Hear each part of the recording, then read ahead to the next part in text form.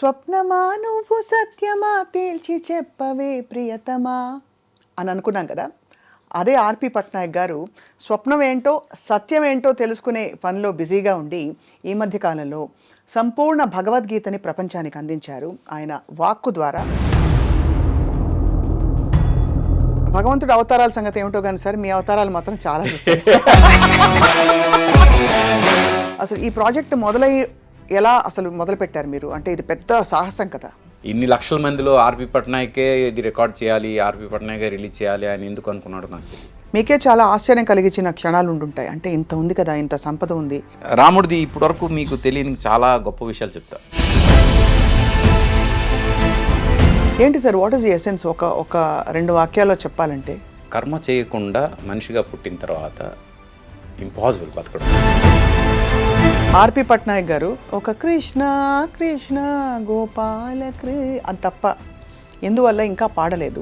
కోదండ రాముణ్ణి చూడు, కోరింది చేటివాడు, ఆ సుందరాంగుణ్ణి చూడు, మా తల్లి సీతమ్మ జోడు. అయితే ఆర్పి గారు నెక్స్ట్ అవతారం ఏమిటో? రామాయణం రాయడం మొదలుపెట్టారు. ఓహో, వాల్మీకి రామాయణం. అంటే రామాయణం రకరకాల రామాయణాలు ఉన్నాయి. ఇప్పుడు ప్రపంచానికి షాక్ ఇవ్వబోయే రామాయణం ఇది అవుతుంది. అయితే ప్రస్తుతానికి మరి సినిమా ప్రపంచంలోకి వస్తారా? సినిమా వర్క్స్ ప్యారలల్ జరుగుతున్నాయి. ఏం జరుగుతున్నాయి? అందరికీ నమస్కారం. ఐ డ్రీమ్ ప్రేక్షకులందరికీ కూడా దీపావళి శుభాకాంక్షలు. జీవితం అనేది ఒక నది లాంటిది అని పెద్దలు చెప్తూ ఉంటారు. నది అంటే ప్రవహిస్తూ ఉంటుంది, మధ్యలో వాగులు అలా వంకలు వచ్చి కలుస్తూ, అండ్ మధ్య మధ్యలో కొండలు, లోయలు, పువ్వులు, చెట్లు, చేమలు, పక్షులు అన్నీ వస్తూ ఉంటాయి. కానీ నది ప్రవాహం మాత్రం ఆగదు. ఇది ఫిలసాఫికల్గా అనిపించినా కూడా కొంతమంది జీవితాలు చూస్తే బహుశా ఇదే రైట్ ఏమో అనిపిస్తుంది. ఇంత ఉపోద్ఘాతం ఎందుకు చెప్పానంటే, ఒక టైంలో మనం స్వప్నమా నువ్వు సత్యమా తేల్చి చెప్పవే ప్రియతమా అని అనుకున్నాం కదా. అదే ఆర్పి పట్నాయక్ గారు స్వప్నం ఏంటో సత్యం ఏంటో తెలుసుకునే పనిలో బిజీగా ఉండి ఈ మధ్య కాలంలో సంపూర్ణ భగవద్గీతని ప్రపంచానికి అందించారు. ఆయన వాక్కు ద్వారా అర్థం పరమార్థం అన్నీ కూడా చెప్తూ చాలా ఆయన జీవితం సార్థకమైంది అనే విధంగా ఈ ప్రాజెక్ట్ని కంప్లీట్ చేశారు. సో ఇవాళ ఆర్పి పట్నాయక్ గారిని మరొకసారి పలకరించబోతున్నాం ఐ డ్రీమ్లో. భగవద్గీత ముందు ఏం జరిగింది, ఇప్పుడు ఏం జరుగుతుందో తెలుసుకుందాం. నమస్కారం సార్. నమస్తే, thanks for that beautiful intro. Sir నిజమేనా మీరు నదిలా ప్రవహిస్తూ ఉంటారని? మేబీ ఏం పట్టించుకోను. భగవంతుడి అవతారాల సంగతి ఏమిటో కానీ సార్, మీ అవతారాలు మాత్రం చాలా చూస్తారు. జనం ఇంకోలా అర్థం చేసుకుంటారేమో చూడండి. అంటే అలా కాదు, అంటే మీరు ఏర్ చేసినా అందులో లీనమైపోయి ఇదే మీ డెస్టినేషన్ అన్నట్టు అనిపిస్తుంది. కానీ నెక్స్ట్ చూసి కళ్ళు ఇలా అనే లోపల బ్లింక్ అలా మారిపోతుంటారు మీరు. సో అన్నిట్లో మళ్ళీ సంపూర్ణంగా ఉంటారు. ఆ చేసినంత కాలం చాలా ఎంజాయ్ చేస్తారు. సో ఏంటి సార్, నేను చెయ్యలేనిది ఏది పట్టుకోను, చేయగలిగింది ఏది వదలను. సింపుల్. అవును. అసలు భగవద్గీత మీ నుంచి రావడం ఆశ్చర్యం ఏం లేదు, బికాజ్ మీ తాత్విక దృక్పథం మొదటి నుంచి కొంతమందికి మాకు తెలుసు కాబట్టి. అసలు ఈ ప్రాజెక్ట్ ఎలా అసలు మొదలు పెట్టారు మీరు? అంటే ఇది పెద్ద సాహసం కదా. అంటే ఎప్పటి నుంచో భగవద్గీత చేయాలని నా టార్గెట్ ఏంటంటే యూత్కి రీచ్ అవ్వాలి భగవద్గీత అని. అంటే భగవద్గీత అనగానే గంగాధర శాస్త్రి గారు చెప్పినట్టు ఎక్కడో చనిపోయిన వాళ్ళ దగ్గర పెడుతున్నారు, అలా పెట్టకూడదు అని ఆయన చాలా సందర్భాలు చెప్పారు. అంటే భగవద్గీత అంటే అదేనా? కాదు కదా. భగవద్గీత మన జీవితానికి ఒక మాన్యువల్ లాంటిది. దాన్ని వాడుకునే స్థితిలో యూత్ ఉండాలి, దాన్ని వాడుకునే అదృష్టం యూత్కి రావాలి. అంటే భగవద్గీత చదవాలి. చదివే ఓపిక ఎవరికి లేదు ఇన్స్టాగ్రామ్ జమానాలో, స్వైపింగ్ జమానాలో. అలా అని మళ్ళీ ఆ యూత్కి చేరాలంటే యూత్కి తగ్గట్టుగా ఏం చేయాలి, యూత్కి నచ్చేలా ఏం చేయాలి అనే ఆలోచన వచ్చినప్పుడు ఇది చేయాలనిపించింది. భగవద్గీత ఈ రికార్డింగ్ ప్రాసెస్, దీన్ని కంప్లీట్గా ఈ స్క్రిప్టింగ్ అవుతున్న టైంలో క్రమంలో మీకే చాలా ఆశ్చర్యం కలిగించిన క్షణాలు ఉండుంటాయి. అంటే ఇంత ఉంది కదా, ఇంత సంపద ఉంది, నేర్చుకోవాల్సిన విషయాలని. అలా చాలా జరిగి ఉంటాయి కదా మీకు? అంటే చిన్నప్పుడే నేను భగవద్గీత చదివాను. భగవద్గీత, రామాయణం, మహాభారతం ఈ మూడు చిన్నప్పుడే చదివేశాను. కానీ ఇది చేస్తున్నప్పుడు మళ్ళీ ఫస్ట్ నుంచి స్టార్ట్ చేశాను అనిపించింది. అంటే అసలు నాకు ఏమీ తెలియదు, భగవద్గీత ప్రతి అక్షరం ఇప్పుడు నేర్చుకుంటున్నానని. ఇప్పుడు ఒక 100 సార్లు విన్నాను. ఇంకా ఏదో తెలుసుకోవాలి దీనిలోని అని ఫీలింగ్ వస్తుంది. ఏంటి sir, what is the essence? ఒక రెండు వాక్యాల్లో చెప్పాలంటే, అంటే మనం అందరం త్రిగుణాలు ఉంటాయి కదా, సత్వగుణం, రజోగుణం, తమోగుణం. మనందరం ఇంచుమించు రజోగుణం తమోగుణం ఈ రెండింటి మధ్యలోనే ఉన్నాం. ఎక్కువగా రజోగుణం, అప్పుడప్పుడు తమోగుణం వైపు. సత్వగుణం అనేది ఏదో గుడికి వెళ్ళినప్పుడు అలాంటి ఫీలింగ్ ఉన్నప్పుడు తప్పితే మామూలుగా అయితే సత్వగుణంలో చాలా తక్కువ ఉంటాం. ఈ మొత్తం భగవద్గీత చేస్తున్నప్పుడు నాకు అర్థమైంది ఏంటంటే ట్రై టు ట్రావెల్ టువర్డ్స్ సత్వగుణం. సత్వగుణం వైపు ప్రయాణం చేయాలి. ఆ ప్రయాణం చేసే ప్రాసెస్లో అక్కడ గనక మీరు రాగలిగితే ఈ 3 గుణాలకి అతీతంగా బతకడం ఎలా అనేది ఇంకొక గుణం వస్తుంది. అక్కడ వరకు రాగలిగే స్థితి, ఆ స్థితికి రాగలిగే స్థాయి వస్తుంది అనేది ఇదన్నమాట. సత్వగుణం అంటే మొదటి నుంచి అన్ని జీవన విధానాలలో మనకి చెప్పబడింది. అంటే కామ, క్రోధ, లోభ, మోహ, మద, మాత్సర్యాలను జయించడమే జీవితానికి పరమార్థమని. కానీ ప్రాపంచికంగా మనం అంటే ధర్మయుద్ధం అనే ఒక పదం కూడా వచ్చింది మనకి. కురుక్షేత్ర మహాయుద్ధం చూసినప్పుడు కూడా ఎక్కడ యుద్ధం చేయాలో అక్కడ యుద్ధం చేయడం అవసరం అని కూడా శ్రీకృష్ణ భగవాన్ చెప్పినట్టు మనకి ఎరుక. కానీ మీకేమనిపిస్తుంది, రెండింటిని ఎరుకలో తీసుకొచ్చి మన అవేర్నెస్లోకి అది ఎలా అప్లై చేయాలి? ఎందుకంటే జీవితం అంటే రోజువారీ జీవితం ప్రవీణ్ మిర్చి కాకపోవడం, లేకపోతే ఫలానా వాళ్ళతో పోట్లాడడం, ఇంకోటి ఏదో మాట అనడం, ఇవే కదా. సో ఎలా జయిస్తారు సార్? అంటే దానిలోనే ఆయన ఇంకొక విషయం కూడా చెప్పారు. అంటే అర్జునుడు అడుగుతాడు, కర్మ సన్యాసం గొప్పదా, కర్మ చేయడం గొప్పదా అని. అంటే ఇప్పుడు దేవుడి దగ్గరికి కేవలం దేవుడి గురించి ఆలోచించేటప్పుడు కర్మ సన్యాసం చేయాలి కదా. కానీ కర్మ చేయడం గొప్పదా, కర్మ సన్యాసం గొప్పదా మరి అని అడిగితే కన్ఫ్యూజన్లో ఆయన కర్మ చేయకుండా మనిషిగా పుట్టిన తర్వాత ఇంపాసిబుల్ బతకడం. Because you are a human being, you have to work.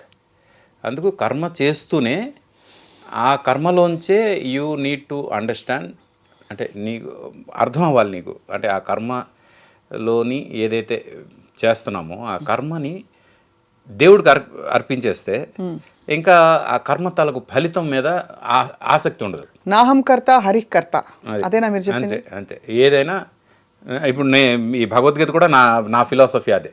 ఎవరైనా మీరు చేశారు భగవద్గీత అంటే అయ్యో నేను చేయలేదు, ఐఎమ్ జస్ట్ చూసాను. ఆయన చేయించుకున్నాడు నాతో. నాకు అసలు సంబంధమే లేదు భగవద్గీత. బట్ నా వాయిస్ ద్వారా వచ్చింది కాబట్టి దీన్ని ఇంకా ఎక్కువ మందికి రీచ్ అయ్యేలాగా నా వంతుగా నేనేం చేయాలనే ఒక తాపత్రయం తప్పితే ఇది నా వర్క్ కాదు. ఇన్ని లక్షల మందిలో ఆర్పి పట్నాయకే ఇది రికార్డ్ చేయాలి, ఆర్పి పట్నాయకే రిలీజ్ చేయాలి అని ఎందుకు అనుకున్నాడు నాకు తెలియదు. అది బాధ్యతగా చేశాను. దీని ఫలితం ఏంటి, దీనివల్ల నాకేం వస్తుంది, ఇలాంటి ఆలోచనలు అయితే ఎప్పుడూ లేవు. దీనిలో అసలు చేయలేదు. కానీ ఫలితం కూడా వచ్చింది. 1 million people, 2 million people, 2 million అంటే ఆల్ ఎపిసోడ్స్ కలిపి 2 మిలియన్ వ్యూస్ వచ్చింది. అలాగే ఇండివిజువల్ ఎపిసోడ్స్ అన్నీ కలిపితే 5 మిలియన్ వ్యూస్ ఉంది. చాలా గొప్ప హిట్ అయినట్టు. అంటే ఈ సబ్జెక్టుకి అందులో ఇప్పుడు మీరు చాలా ప్యాలెటబుల్గా అందరికీ అర్థమయ్యేలా ఇచ్చారు ఈ విషయాన్ని. కాబట్టి బహుశా ఎవరు ఎక్కువ చూసినట్టు మీకు ఫీడ్బ్యాక్ వచ్చింది? అంటే నాకు ఇప్పుడు కావాలని మీకు చూపిస్తా స్టాట్స్, యూట్యూబ్ స్టాట్స్లో 82% యూత్. నా టార్గెట్ అదే కదా. అంతే.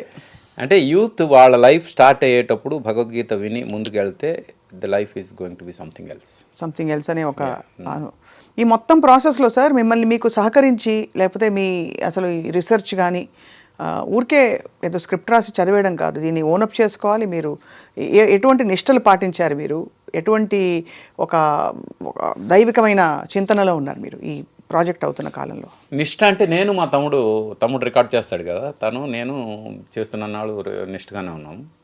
అయితే ముందు నేను థ్యాంక్స్ చెప్పాల్సింది దివాకర్ గారని ఆయనకి చెప్పాలి. ఎందుకంటే నేను మొత్తం భగవద్గీత నేను చేయాలి అంటే నాకు అంత సీన్ లేదు. ఇది సంస్కృతం ట్రాన్స్లేట్ చేసి చేయించుకునేంత ఓపిక సీన్ రెండు లేవు.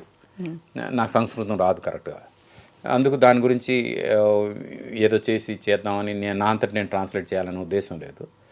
అయితే ఫస్ట్ ఏమో అసలు చాట్ జీపీటీ వచ్చింది కదా, ఇంకా ఎరగదీద్దాం దీన్ని వాడుకుని అని ట్రై చేశా.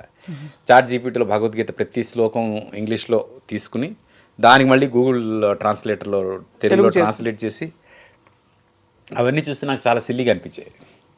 లేదే భగవద్గీత ఇలా ఉండదే అనిపించి తర్వాత ఇలా వెతుకుతూ ఉంటే నాకు జేకే యోగ్ అని వాళ్ళ ఒక వెబ్సైట్ ఉంది, భగవద్గీత వెబ్సైట్, భగవద్గీత.org ఏదో.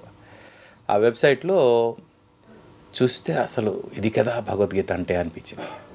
అది ఒరిజినల్గా స్వామి ముకుందానంద అని ఆయన రాసిందన్నమాట. ఆయన సంస్కృతం నుండి ఇంగ్లీష్లో ట్రాన్స్లేట్ చేస్తే ఆ ఇంగ్లీష్ది తెలుగులో ట్రాన్స్లేట్ చేసింది దివాకర్ గారు.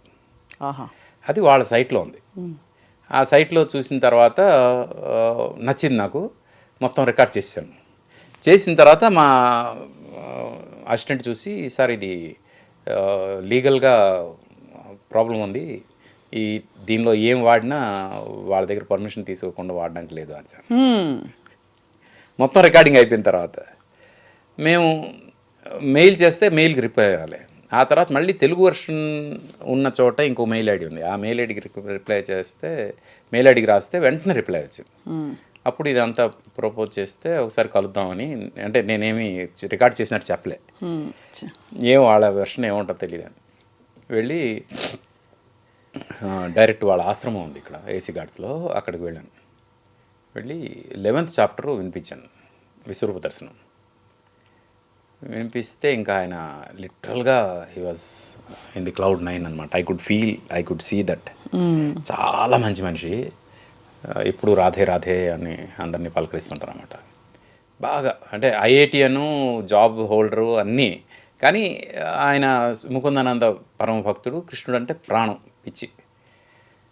ఈ భగవద్గీత ఇలాగా ఎంతమందిలోకి వెళ్తుంది అన్నప్పుడు డెఫినెట్గా అంటే నా చేతిలో కూడా లేదు, మా ఆర్గనైజేషన్ నేను పర్మిషన్ తీసుకుని మీకు అడుగుతాను అని ఇమీడియట్ నెక్స్ట్ డేనే he took the permission and gave an official letter అన్నమాట. సో అలా మీకు చిన్న చిన్న సవాళ్ళు అనాలి అవి వచ్చినా కూడా అవి వాటంతట అవే తొలగిపోయాయి. అలాగే విజువల్స్కి వచ్చేసరికి, అంటే భగవద్గీతకి ఇప్పటివరకు ఎవరు విజువల్స్ చేయలేదు. అవును, అంటే మీరు ఒక్కొక్క క్యారెక్టర్ని ప్రవేశపెట్టి చూపించిన తీరు కూడా.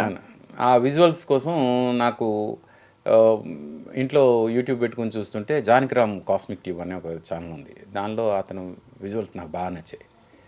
అతను బేసికల్గా గ్రాఫిక్ డిజైనర్ ప్లస్ కంప్యూటర్లో బాగా ఎక్స్పర్ట్ అనమాట, సీజీ ఆర్టిస్ట్ ప్లస్ కంప్యూటర్లో బాగా. ఆ రకంగా ఆయన విజువల్స్ చాలా ఎక్స్ట్రాడినరీగా అనిపించాయి. ఆయన ఒక ఎపిసోడ్ చూస్తే ఎప్పటి నుంచో చూస్తున్నా, బట్ ఈ పాయింట్ ఆఫ్ వ్యూలో చూడాల్సి వచ్చింది నాకు. మంచి విజువల్స్ కావాలి ఎలాగా అని వెళ్ళినా అని ఆయన ఫోన్ చేసి కలవాలి అంటే రాజమండ్రి అన్నాడు ఫస్ట్. తర్వాత సరే మేము బయలుదేరున్నాం, రాజమండ్రి కాదు సార్ అనపర్తి అన్నాడు. అనపర్తి అయినా పర్లేదు వస్తున్నాం అని వెళ్తాం. అనపర్తి వెళ్ళి ఆయన దగ్గర కూర్చొని నాకు ఎలా కావాలి, ఏం కావాలి, భగవద్గీత నేనేం ఎక్స్పెక్ట్ చేస్తున్నాను కొంత ఫోన్లో చెప్పా. వెళ్ళేసరికి 1-2 ఇమేజెస్ ఆయన చూపించాడు, చాలా బాగా నచ్చాయి. ఆ తర్వాత నేను అనుకుంటున్న విజువల్స్ ఎలా ఉండాలి ఏంటి అని చెప్పిన తర్వాత హీ ఫెల్ట్ వెరీ హ్యాపీ. యాక్చువల్గా మీకు విజువల్స్లో కృష్ణుడు కలరు అర్జునుడు కలర్ ఒకటే ఉంటుంది, అది నాకు తెలియదు. తను బాగా రీసెర్చ్ చేస్తాడు మన దీని మీద. జానకిరామ్ చెప్పాడు ఏంటంటే, సార్ దెర్ ఆర్ 3 క్యారెక్టర్స్ మహాభారతంలో, ముగ్గురిని కృష్ణ అంటారు, నల్లగా ఉంటారని. కృష్ణుడు, అర్జునుడు, ద్రౌపది, ఈ ముగ్గురిని అలాగే చూపించాలి, అప్పుడు ఇంకా అథెంటిక్గా ఉంటాం మనం అని. అలాగా మొత్తం మీకు దానిలో అర్జునుడి క్యారెక్టర్. కానీ చాలా టైం పట్టుంటుంది అంటే ఈ క్యారెక్టర్స్ క్రియేట్ చేసి. పాపం తను 45 days ఏ వర్క్ చేయలేదు. ఇవే he didn't do any other work. 45 days A work చేయకుండా కేవలం దీని మీద కూర్చున్నాడు, తన సొంత యూట్యూబ్ కూడా ఏం చేయకుండా. అది అంటే తను కూడా ఏం ఫీల్ అయ్యాడంటే, ఇట్స్ ఎ గాడ్స్ కాల్. అంటే ఎంతమంది ఉన్నా నన్నే ఎందుకు సెలెక్ట్ చేసుకున్నారు మీరు, దేవుడు నన్ను చూస్ చేసుకున్నాడు, మిమ్మల్ని ఎలా చూస్ చేసుకున్నాడు, అలా let me work on this అని. ఇంత ఆర్పి పట్నాయక్ గారు ఒక కృష్ణ కృష్ణ గోపాల అది తప్ప ఎందువల్ల ఇంకా పాడలేదు అనే ఒక ప్రశ్న చాలామందికి రావడం సహజం కదా. లేదు అంటే మంచి సాంగ్ వచ్చినప్పుడు పాడతాం ఏముంది. అలా కాదు, భగవద్గీత పారాయణం చేసి భగవద్గీత మొత్తం మీరు శ్లోకాలు మీ గొంతులో ఎందుకు వినలేదని. ఎందుకంటే అంతకుముందు ఘంటసాల మాస్టారు పాడినది ప్రామాణికం, అది సరే, దాన్ని సంపూర్తి కానిది గంగాధర శాస్త్రి గారు అద్భుతంగా ప్రపంచానికి అందించారు. ఇంకొక తీరులో ఇంకొకళ్ళు పాడి మరోసారి వింటాం అని అనుకుంటే కొంతమంది మీరు ప్రైమరీలీ మ్యూజిక్ డైరెక్టర్గా మిమ్మల్ని ఐడెంటిఫై చేస్తారు కాబట్టి. అంటే గంగాధర శాస్త్రి గారు ఘంటసాల మాస్టర్ని ఫాలో అయ్యారు కాబట్టి ఆయన సక్సీడ్ అయ్యారు. ఎందుకంటే ఘంటసాల మాస్టర్ నరాల్లో జీర్ణించుకుపోయారు అందరు. ఆయన వెర్షన్ కాకుండా వేరే ఎలా చేసినా అది జనంలోకి రీచ్ అవుతుంది. ఫస్ట్ బాలుగారు భగవద్గీత చేశారంటే మీకు తెలుసా? చేశారు అని ఉండకపోతే ఆశ్చర్యపోయేవాళ్ళం. బాలుగారు పాడిన కానీ మీరు అన్నట్టుగా అంత ప్రాచుర్యంలోకి రాలేదు. ఎందుకు? ఎందుకంటే ఘంటసాల మాస్టర్దే ప్రామాణికం అయిపోయింది. అంత ఇదే అయిపోయేసరికి వేరే ఎవరు చేసినా అది రీచ్ అవుతుంది. అది ఒక రీజన్ అయితే, ఇప్పుడు స్వైపింగ్ యుగంలో సంస్కృతం శ్లోకం వినేంత ఓపిక యూత్కి లేదు. నా టార్గెట్ యూత్. ఇప్పుడు సడన్గా ఇలా స్వైప్ చేస్తూ నా శ్లోకం వచ్చింది అనుకోండి, టప్ మనం నెక్స్ట్ స్లైడ్కి వెళ్ళిపోతారు. ఆ ఛాన్స్ ఇవ్వకూడదు. అందుకు ఈ స్వైపింగ్ యుగంలో ఆ శ్లోకాలు లేకుండా మెయిన్ తాత్పర్యం మాత్రమే ఫస్ట్ తెలుసుకుంటే, ఓ భగవద్గీత ఇదా అని తెలిసిన తర్వాత అప్పుడు గంగాధర శాస్త్రి గారిది వినడానికి వాళ్ళు ఇష్టపడతారు. శ్లోకంతో ఎలా ఉంటుందో విందామని. అవును, ఇది ఒక ప్రైమరీ స్కూల్ టీచింగ్ అనుకోండి, అది next high school teaching, college teaching అనుకోవచ్చు. ఎందుకు ఇది చెప్తున్నానంటే, ఓన్లీ తాత్పర్యంలో ఇంకొక చిన్న అడ్వాంటేజ్ ఉంది. మీరు ఆల్రెడీ ఇది విన్నారు కాబట్టి, అది మన విశ్వరూప దర్శనం విన్నారు కాబట్టి, దానిలో అర్జునుడు ఒక ఫ్లోలో తన ఒక ఎమోషన్, విశ్వరూపం చూసిన తర్వాత తన ఒక ఎమోషన్ చెప్తుంటాడు. ఇప్పుడు శ్లోకము తర్వాత ఎమోషన్తో డైలాగు, శ్లోకము తర్వాత ఎమోషన్తో డైలాగ్ వచ్చింది అనుకోండి, ఎమోషనల్ కంటిన్యూటీ ఉండదు. అవును, ఎప్పుడైతే ఎమోషనల్ కంటిన్యూటీ ఉండదో కనెక్టివిటీ పోద్ది. అందుకు నా పర్సనల్ ఫీలింగ్ ఏంటంటే, మొత్తం ఆ చెప్పే ప్రాసెస్ కానీ అడిగే ప్రాసెస్ కానీ ఎమోషనల్ కంటిన్యూటీతో ఉంటే బాగుంటుంది. అప్పుడు ఆ డైలాగ్ ఫామే బాగుంటుంది అని శ్లోకాలు వద్దనుకున్నాను. శ్లోకాలు చేసి ఉంటే అది ఒక పెద్ద సాహసం అయ్యాను. చాలా పెద్ద సాహసం. ఇది కూడా సాహసమే, కానీ ఆ సాహసం చేసేంత టాలెంట్ అందట్లేదు. అయ్యో. కానీ ఇది ఖచ్చితంగా విన్న పెద్దవాళ్ళు చాలా హర్షించుంటారు. పెద్దవాళ్ళు అంటే గతంలో భగవద్గీతతో దగ్గర, ఇప్పుడు గంగాధర శాస్త్రి గారు కూడా భగవద్గీత ఫౌండేషన్ తరఫున ఆయన చాలా సేవ చేశారు కాబట్టి ఆయన కూడా ఫోన్ చేసి చెప్పారు, బాగుంది, చాలా బాగుంది అని. మనందరం మన వంతుగా ఏదో ఒకటి చేస్తూ ఉండాలి ఇలాంటివి అని ఆయన చెప్పను. యాక్చువల్లీ అంటే మనకి ఏమీ తెలియదు అనడానికి ఒక బెస్ట్ ఎగ్జాంపుల్ ఏంటంటే, ఫస్ట్ అధ్యాయం చేసినప్పుడు ఇంతటితో అర్జున విషాద యోగం అనే అధ్యాయం సమాప్తం అంటే, ఆయన ఫోన్ చేసి అలా చెప్పకూడదు, సమాప్తం అని చెప్పకూడదు అని చెప్పి ఒక టెక్స్ట్ పంపించారు. ఎప్పుడు అధ్యాయం సమాప్తం కాదు, మొత్తం ఎప్పుడైతే అయిపోద్దో అప్పుడు సమాప్తం, ఏ అధ్యాయానికి ఆ అధ్యాయం సమాప్తం చెప్పకూడదు అని. అది ఆ టెక్స్ట్ ఆయన పంపిస్తే దాన్ని బేస్ చేసుకుని మిగతా అధ్యాయాలన్నీ చెప్పా. అంటే even he has contributed to this అని. అంటే ఆ విధంగా చూస్తే ఖచ్చితంగా అవును. సో ఆర్పి గారు, అసలు ఈ తలంపు రావడం, ఇది ప్రాజెక్ట్ పూర్తి చేయడం, ఇది ఒక మహాయజ్ఞం. అసలు మీ ఆత్మ ఎక్కడుంది ఇంతకీ? నాలోనే ఉంది, నాతోనే ఉంది. మీతో ఉంది, కానీ నిత్యం ఏదో కొత్త విషయం, కొత్త పని కానీ కొత్త విధంగా ప్రపంచంతో కనెక్ట్ అవ్వడం అనే ఈ ప్రక్రియ మీది మొదటి నుంచి చూస్తూ వచ్చాం. మిమ్మల్ని మరోసారి మా ప్రేక్షకులకి మీ అనుమతితో పరిచయం చేస్తాం. సంగీత దర్శకులు, గాయకులు, రచయిత, దర్శకులు, నటులు, ఒక స్టూడియో నడిపిన ఒక స్టూడియో ఇన్ఛార్జ్, ఒక యజమాని, ఇవి జస్ట్ అండ్ వీటన్నిటితో పాటు తెలుగు, ఇంకా ఇతర భాషలు, సామాజిక అంశాలు, హారర్, ఇతర దేశాల చిత్రాలు, హాలీవుడ్, టాలీవుడ్, ఆ వుడ్, ఈ వుడ్, ఇంకా అసలు ఒకటి కాదు, ఇప్పటికే ఒక 12-13 చెప్పాను నేను. ఇవి కొన్ని మాత్రమే మాకు తెలిసినవి. సో నిత్యం మీరు ఏదో ఒకటి శోధిస్తూ ఉంటారు. ఎందువల్ల అంటే you feel that's the way to live? అంటే ఒక దగ్గర జాగింగ్ చేయడం ఇష్టం ఉంటుంది అంటే మనం చేయగలం అనిపించేవేవి మనం ఇగ్నోర్ చేయకూడదు అని నా ఫీలింగ్. చేయగలం అనుకున్నామంటే దేవుడు మనకు ఆ కెపాసిటీ ఇచ్చాడు. అవును, ఇది నువ్వు చేయగలవు అని ఒక కెపాసిటీ ఇచ్చాడు. నేను ఎప్పుడూ ఒక నమ్ముతా, మనకు 10,000 రూపాయలు మన కెపాసిటీ అనుకోండి, ₹1,00,000 ఛాలెంజ్ వచ్చింది అనుకోండి, అంటే ఆ ఛాలెంజ్కి అర్థం ఏంటంటే నీ కెపాసిటీ 1,00,000, నువ్వు 10,000కి ఆగిపోయావు. అందుకు ఆ 1,00,000కి నువ్వు ఇప్పుడు టార్గెట్ చేయి అని దేవుడు మనకు ఒక ఛాలెంజ్ విసిరాడు. అప్పుడు మనం ఆ 1,00,000కి ఎప్పుడైతే టార్గెట్ చేస్తామో ఈ 10,000 దాటి 1,00,000 దగ్గరికి వెళ్తాం. కరెక్టే. కానీ ఇప్పుడు ఈ చేసిన ఈ రోల్స్ అన్నీ కూడా మీవి, ఈ పాత్రలు, మీరు పోషించిన ఇన్ని పాత్రలు, ఇది ఒక క్రమంగా ఒక ఎదుగుదల అని భావిస్తారా, లేక అంటే సమస్థితిలో అన్ని వేటికవి జరుగుతున్నాయంటారా? ఉదాహరణకి మీరు సంగీత దర్శకుడుగా ఉన్నప్పుడు విపరీతమైన విజయాలను చూశారు. ఇవాళ భగవద్గీత లాంటి ఒక మహా అద్భుతాన్ని మరోసారి ప్రపంచానికి ఇంకో రూపంలో ఇచ్చినందుకు ఇది కూడా ఒక గొప్ప ఘన విజయం. ఈ రెండింటిని మీరు బేరీజ్ వేస్తారా? ఇది లౌకిక విజయం, ఇది అలౌకిక విజయం, లేకపోతే రెండు లౌకిక విజయాలు అంటారా? అసలు ఏది విజయం కాదు. ఎందుకంటే మీరు 10,000 లక్ష అన్నారు కాబట్టి అడిగాను. వాట్ ఈస్ యువర్ అంటే ఫ్రాంక్గా మీరు ఇన్ని పేర్లు చెప్పారు కానీ నేను కేవలం సినిమా కోసమే పనిచేస్తున్నాను అంతే. సినిమా అనే ఒక సెక్షన్లోనే నేనున్నా.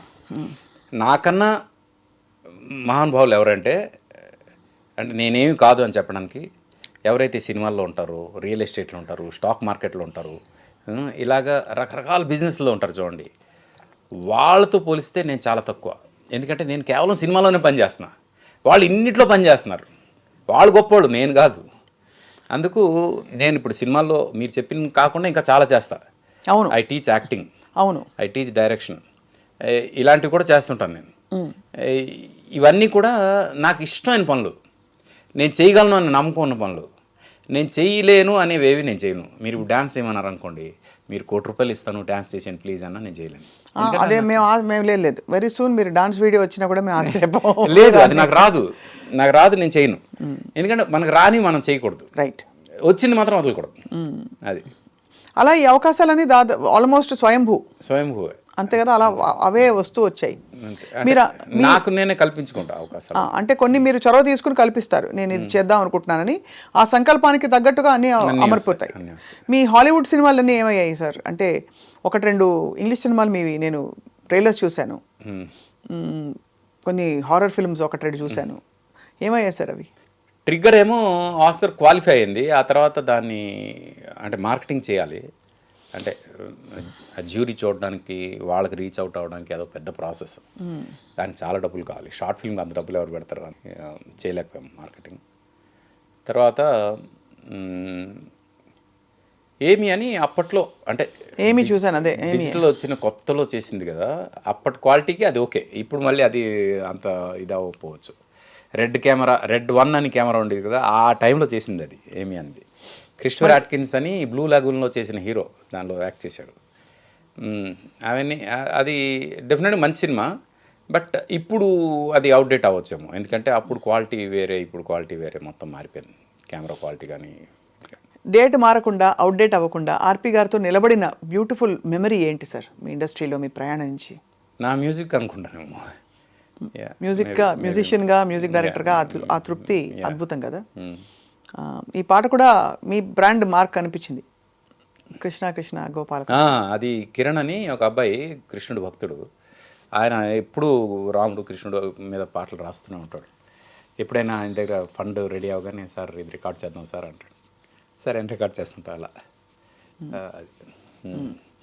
అయితే మొత్తానికి ఆర్పి గారి నెక్స్ట్ మీరు ఒక పాట పాడితే మేము విందాం అనేసి ఎక్కడో అక్కడ అలా పాట అందుకుంటారని వెయిట్ చేస్తున్నాం. ఇప్పుడు భగవద్గీత మీద మాట్లాడుతున్నాం కాబట్టి ఇంకా పాటలు కాకుండా ఓన్లీ మాటల మీద వెళ్దామని. కృష్ణుడి పాటలే పాడదాం, అంతాక్షరి ఆడదాం కృష్ణుడి పాటలు. అయ్యో నాకు అన్ని గుర్తులు. సినిమా పాటలు బోల్డ్ ఉన్నాయి కదా సార్, మీరు అందించాలి, ఎడిటింగ్లో కట్ చేయాలి. అంతే, తప్పకుండా తప్పకుండా. ఆలోకయే శ్రీ బాలకృష్ణం సఖీ ఆనంద సుందర తాండవ కృష్ణం. కృష్ణ కృష్ణ గోపాల కృష్ణ, కృష్ణ కృష్ణ గోపాల కృష్ణ. తాననాననాననా మధుమురళీ గానంతో, చిన్ని నెమలి పింఛముతో, మధుమురళీ గానంతో దర్శనం భాగ్యమునిచ్చు వసం చేసుకో కృష్ణ, వసం చేసుకో. అలా వసం చేసేసుకున్నాడు కృష్ణుడు. అదృష్టం అది ఒక రకంగా. యాక్చువల్లీ భగవద్గీత స్టార్ట్ చేసిన తర్వాత నాకు నెల్లూరులో ఒక ప్రోగ్రామ్కి చీఫ్ గెస్ట్గా కాల్ వచ్చింది. వెంటనే ఒప్పుకున్నా. నెల్లూరు వెళ్ళాలన్నా, తిరుపతి వెళ్ళాలన్నా ఒకే ఎయిర్పోర్ట్. అందుకు ఒకరోజు లేట్గా రిటర్న్ ఫ్లైట్ బుక్ చేయమని చెప్పేవాళ్ళకి. ఎందుకంటే ఆ ఒకరోజు వెంకటేశ్వర స్వామి పిలిచాడని నా ఫీలింగ్. ఆ నెల్లూరు నెపంతో తిరుపతి రావడం, రమ్మని పిలిచాడని, భగవద్గీత చేస్తున్నానని నా ఫీలింగ్ అనమాట. నెక్స్ట్ డే నాకు యాజ్ ఇట్ ఈజ్ ఇది దొరికింది, బ్రేక్ దర్శనం దొరికింది, ఎలాంటి ప్రయత్నాలు లేకుండానే. లోపలికి వెళ్తే దర్శనం చేస్తుంటే మామూలుగా ఇలా తోసేస్తారు కదా, అలా ఒకళ్ళు ఇలా లాగి పదండి పదండి అంటుంటే ఇలా అన్నాక ఇలా చూసి సార్ మీరా ఇక్కడ నిల్చోండి అన్నారు. లిటరల్గా నేను నిల్చునే ఉన్నా, నా అంతటి నేను వెనక్కి వచ్చేంతవరకు ఎవ్వరూ వెనక్కి తోయలే. ఆ రోజు నిజరూప దర్శనం నాకేమనిపించింది అంటే take my energies and do this. స్వామివారు అలా ఆశీర్వదించినట్టు భగవద్గీత చేస్తున్నావు కదా, ఎనర్జీస్ తీసుకునేళ్ళు అని చెప్పిన ఫీలింగ్ వచ్చింది. ఎందుకంటే అంతసేపు నిల్చునే అవకాశం ఎవరికి ఉంటుంది? ఎవరికి ఉండదు. అంటే నా అంతటి నేను వెనక్కి రావాల్సి వచ్చింది. ఎవ్వరు కూడా నన్ను పక్కకు తప్పించలే. ఫస్ట్ టైం నేను ఒక్కడనే వెళ్ళాను తిరుపతి. ఎన్ని సంవత్సరాల్లో ఎన్నిసార్లు వెళ్ళినా ఎవరో ఒక ఫ్యామిలీ మెంబర్సో ఫ్రెండ్సో ఎవరో అలాగే వెళ్ళాను తప్పితే నేను ఒక్కడిని వెళ్ళడం ఫస్ట్ టైం. ఆయన నన్ను ఒక్కడినే ఎందుకు పిలిపించుకున్నాడు, అది కూడా నిజరూప దర్శనం రోజు. ఆ రోజు అలాగా ఆ నిజరూపాన్ని చూస్తూ అలాగే ఆయన నేను కన్వర్జేషన్ చేసుకున్నంత గొప్పగా అనిపించింది. And Bhagavad Gita happen today. And ఈరోజు యూత్ రీచ్ అవుతుంది చూడండి. నాకేంటంటే ఇప్పుడు సనాతన ధర్మం గురించి తెలియని వాళ్ళు ఎక్కువ ఉన్నారు, తెలియకుండా మాట్లాడే వాళ్ళు అంతకన్నా ఎక్కువైపోయారు. ఇప్పుడు ఏంటంటే తెలుసుకోవాల్సిన అవసరం ఉంది. న్యూట్రల్గా ఉన్నవాళ్ళు there are two sides of a coin. ఇప్పుడు ఆ కాయిన్కి ఒకవైపు నమ్మేవాడు, ఒకవైపు నమ్మనివాడు ఉన్నాడు. ఈ నమ్మేవాడు అటు వెళ్ళడు, ఆ నమ్మనివాడు ఇటు రాడు. కానీ న్యూట్రల్గా కొందరు ఉంటారు కదా, వాళ్ళు ఇటు రావాలా అటు వెళ్ళాలా అనే కన్ఫ్యూజన్లో ఉంటారు. కనీసం అలాంటి వాళ్ళకి ఇటువైపు తీసుకొస్తే there will be a spiritual growth కదా వాళ్ళకి అనే ఫీలింగ్ తోటి నేను ఈ ప్రోగ్రామ్ మొదలుపెట్టా. ఇప్పుడు ఏంటంటే ఇప్పుడు 2 మిలియన్ వ్యూవర్స్ ఉన్నారు కదా, దీనిలో కనీసం ఒక 5,000 మంది దీనివల్ల ఇన్స్పైర్ అయ్యి వాళ్ళ లైఫ్ని ఇటు స్పిరిచువల్ వైపు, అంటే స్పిరిచువల్ అంటే ఏదో దేవుడు భక్తి ఇది అవసరం లేదు, సనాతన ధర్మాన్ని నమ్మే పరిస్థితి వస్తే చాలు. ఆ నమ్మే పరిస్థితి వస్తే చాలు, అది మన టార్గెట్ మనం రీచ్ అయినట్టు అనే ఫీలింగ్ అనమాట. Especially youth. దానికోసం ఇప్పుడు ఏంటంటే 2 million views is a very good views అంటే కాదు. My target is 5 crore. ఎందుకంటే ఇప్పుడు 2 రాష్ట్రాల్లో 12 కోట్ల జనం, ఇక్కడ 5 కోట్లు అక్కడ 7 కోట్లు అంటారు కదా. 12 కోట్ల జనంలో కనీసం అంటే హిందూస్ ఒక 9 కోట్ల దాకా ఉన్నారు కదా, దానిలో ఒక 50% 4-5 కోట్ల మంది అయినా ఇది వినాలి. అందరూ వినొచ్చు, ఏముంది అదే దీనికి మళ్ళీ చెప్తున్నా. అంటే వినగలిగే ఈ సిచ్యువేషన్ ఉండేవాళ్ళు, అదృష్టం ఉండేవాళ్ళు, అదృష్టం కూడా ఉండాలి ఇది వినాలంటే. అలాగా కనీసం ఒక 5 కోట్ల మంది వినాలి ఇది అని నా ప్రయత్నం, మీ ఆకాంక్ష, సంకల్పం. ఆ భగవంతుడు ఇలా సంకల్పించాడు కాబట్టి ఇది ఎలా రావాలి అని ఒక ప్రయత్నం అనమాట. అయితే ఆర్పి గారు నెక్స్ట్ అవతారం ఏమిటో, అంటే నెక్స్ట్ ఇది అయ్యాక ఏం చేయబోతున్నారని? యాక్చువల్లీ ఇది చేసిన తర్వాత చాలామంది రామాయణం చేయండి, మహాభారతం చేయండి, వేదాలు చేయండి ఇలా చాలా అడుగుతున్నారు. అయితే నాకేంటంటే ఇప్పుడు కాంట్రిబ్యూట్ చేయాలి మనం.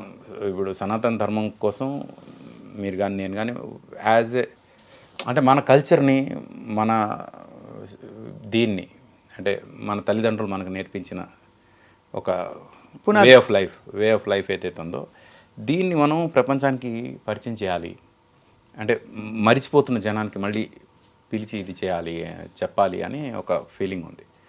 అందుకు నా బాధ్యతగా మ్యాక్సిమం ఏమేమి చెప్పాలి అనే ఉద్దేశం అయితే ఉంది. అసలు ప్రతిదీ సైంటిఫిక్గా అర్థం చేసుకోవడం ఎలా, సనాతన ధర్మంలో ప్రతిదీ కూడా సైంటిఫిక్గా అర్థం చేసుకోవచ్చు. అది ఎలా అర్థం చేసుకోవాలి అనే దగ్గర నుంచి ప్రతిదీ చెప్దామని ఉంది. ఆ ప్రాసెస్లో రామాయణం రాయడం మొదలుపెట్టా. ఓహో, వాల్మీకి రామాయణం. అంటే రామాయణం రకరకాల రామాయణాలు ఉన్నాయి. ఇప్పుడు ప్రపంచానికి షాక్ ఇవ్వబోయే రామాయణం ఇది అవుతుంది. ఎలాగంటే మీకు కొన్ని చెప్తా, మీరు కూడా షాక్ అవుతారు. సీతకు స్వయంవరం జరగలేదు వాల్మీకి రామాయణంలో. అహల్య శిల కాదు. ఇప్పుడు ఎవరైనా ఒప్పుకుంటారా చెప్పండి? పోతే వాల్మీకి రామాయణంలో అవి లేవు. లక్ష్మణ రేఖ లేదు. శబరి ఎంగిల్ చేసే ఆ ఘట్టం లేదు.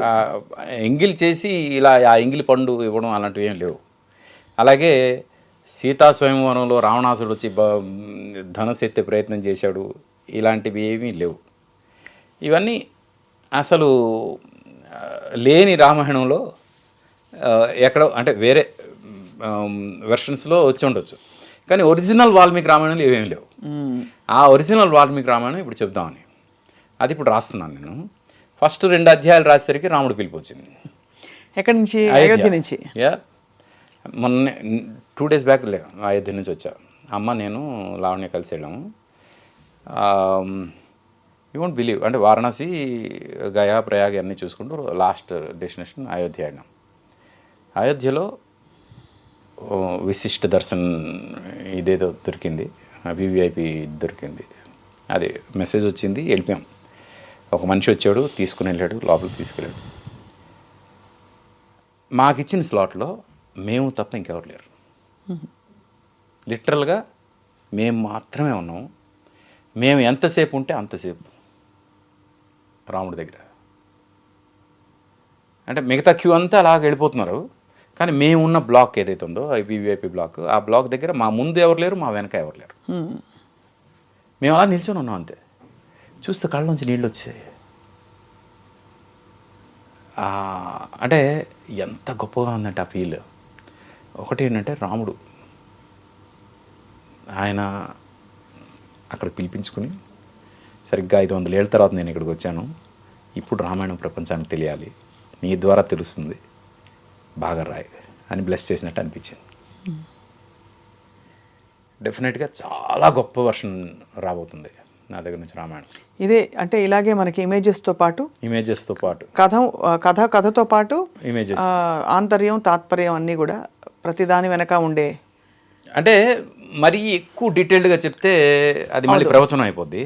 అలా కాకుండా అందరికీ అర్థమయ్యే రీతిలో, అంటే బేసిక్ కథ ఏదైతే ఉందో ఆ కథని ఉపకథలతో సహా, అంటే ఇది ఋష్యశృంగుడు కథ కానీ, గంగావతరణం కానీ, విశ్వామిత్రుని కథ కానీ, అహల్య కథ కానీ, ఈ కథలన్నీ ఉంటాయి.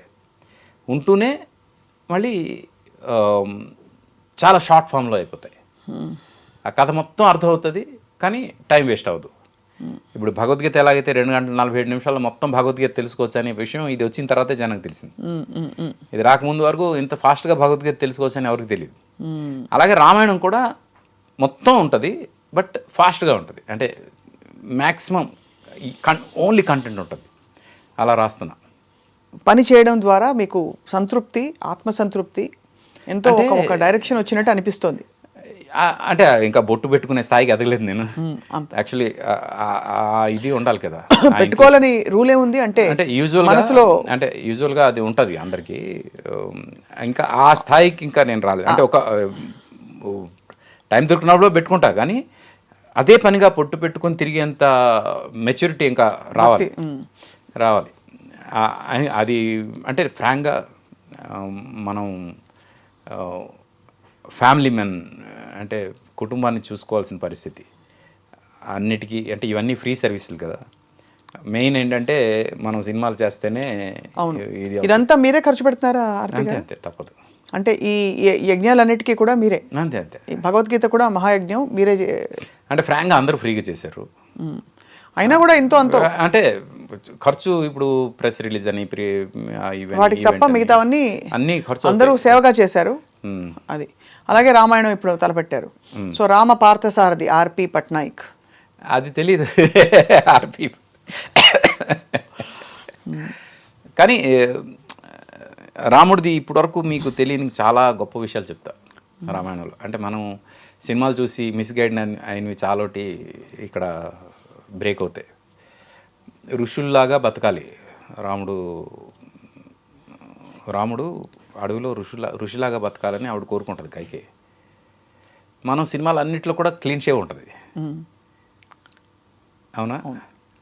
కానీ క్లీన్ షేవ్ ఛాన్స్ లేదు కదా ఋషిలాగా బతకాలంటే. ఈ రామాయణంలో రాముడు గడ్డం ఉంటుంది, ఎందుకంటే ఋషిలాగా బతికినప్పుడు గడ్డం ఉండాలి కదా. ఆయనకి షేవింగ్ చేసుకునే ఇదే ఎక్కడ ఉంది అంటే నిజంగా ప్రొవిజన్ ఉన్నా చేసుకోరు, ఎందుకంటే ఋషిలాగా బతకాలి. అంటే ఋషిలా బతకాలంటే ఖచ్చితంగా వాటి నియమ నిబంధనలు వేరంటారు. జడలు కట్టారు కదా అవన్నీ. అంటే అలా ఉన్నట్టు ఎక్కడైనా ప్రామాణికత ఉందా మనకి? ఎప్పుడైతే జడలు కట్టినప్పుడు అలాగే గడ్డం ఉన్నప్పుడు ప్రామాణికత ఉందా? ఎప్పుడైతే మరిపాల్ తోటి ఇది కట్టుకున్నారు గుహుడు దగ్గర, దాని అర్థం ఏంటి? ఈ సిగ కట్టుకుని ఇది చేశారు. ఎప్పుడైతే అది చేశారో that itself says that they are prepared for that ఆశ్రమం లైఫ్ కోసం. ఆశ్రమం లైఫ్లో ఇంకా గ్లామర్ ఇవి ఏమి ఉండవు. క్వశ్చన్లు ఏమీ ఉండవు. అయితే చాలా పెద్ద రీసెర్చే చేస్తున్నారు ఆర్పి గారు. మీరు ఇప్పుడు వనవాసం రాముడు లక్ష్మణుడు సీత వనవాసం వెళ్తున్నారు, ఒకసారి విజువల్గా మీరు ఏం చెప్తారు చెప్పండి. కాలి నడకన నడకన నడకన వెళ్తున్నట్టే. వెళ్తున్నారు, ముగ్గురు నారచీరలు కొట్టుకుని ఉంటారు అవును. కదా. సీతకు ఆ అవసరం లేదు, అవకాశం లేదు. సీతకు వనవాసం కాదు కదా, సీత రాముడిని ఫాలో అవుతుంది. దశరథుడు వాన్ చేస్తాడు, ఆవిడ ఎట్టి పరిస్థితిలో